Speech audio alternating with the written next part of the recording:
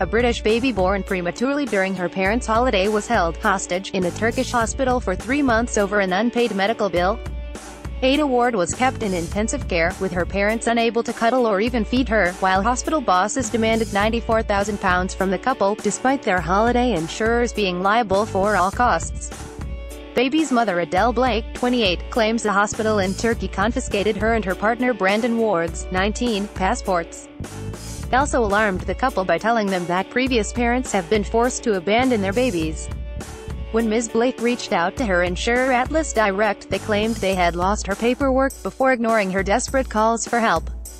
Ms. Blake told Mile Online, even though she could take a bottle, they kept feeding her on a tube, in intensive care, because they wanted to keep her there. They were literally holding her hostage. I was told they needed their money or they would keep the baby and we wouldn't be allowed to return to the UK.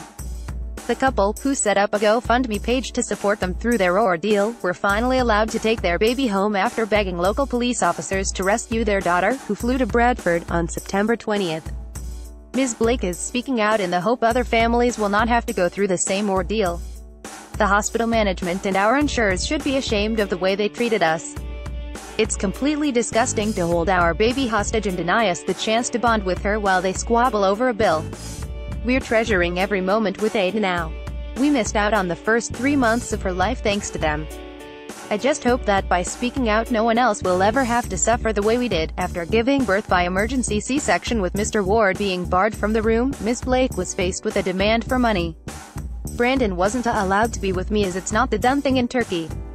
I was terrified and really wanted him there, particularly as I couldn't understand a word anyone was saying. They strapped me down to a table ready for an emergency cesarean. Almost as soon as I came around from the anesthetic, a receptionist arrived in my room and started demanding money. I was groggy and confused and really only wanted to see my baby, but they wheeled me down to the office, insisting I make a down payment. Ms. Blake only got to meet her baby daughter 10 hours later, while all the hospital's management seemed to be worried about was ensuring her medical bill was paid. I was only allowed to see her for 10 minutes a day and they wouldn't let me feed her. It was heartbreaking. Even though she could take a bottle, they kept feeding her on a tube because they wanted to keep her there. They were literally holding her hostage. I was told they needed their money or they would keep the baby and we wouldn't be allowed to return to the UK. The hospital had confiscated our passports and one of the managers, who's also a doctor, told me, "We need payment and you will have to stay here till we get it." People have left babies before and never returned. At first she was quite unwell, but as a mum I could see the signs as she improved. I could tell that she was ready to suckle and am fairly certain they had been bottle feeding her for a while. Finally Ms. Blake became so frustrated she demanded to know what the problem was. When I finally confronted them about this, one doctor came clean, saying that the only remaining problem was the outstanding bill, and a chilling text message Ms. Blake received from a hospital administrator. Read, "Please tell them, sick the insurers, that we will not allow Ada to be discharged without a prepayment." They even suggested the distraught mother contact the British Embassy to help her. Ms. Blake said, "They were clearly holding our baby as collateral and didn't think there was anything wrong in that. I know it's a different country with different cultural values, but we were her parents and they weren't interested in listening to us at all. They ignored all our pleas to be allowed to bond with her. They just didn't seem to care about the damage they were inflicting on our family. They only seemed to care about their bill. Every time we contacted the insurance company we were met with excuses and refusals.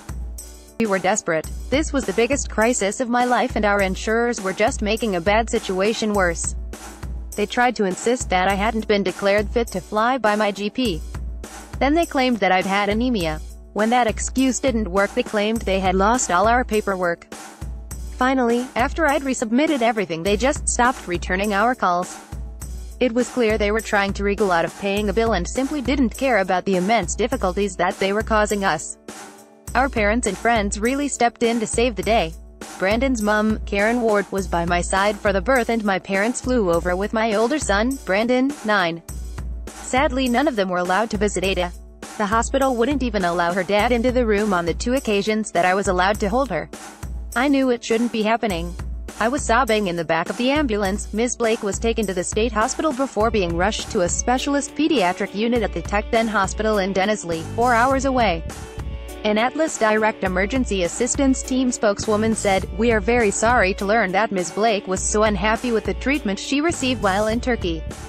At the time the case was opened, there was information provided by the treating doctor which we had to verify with Ms. Blake's GP, which in turn had to be reviewed by our medical team. Our priority has always been to provide the best medical outcome for both mom and baby. Unfortunately, some delays did occur. However, at no point was the treatment of Adele and her baby compromised. Ms. Blake responded, "Not compromised. How they can dare to say we weren't compromised, beggars."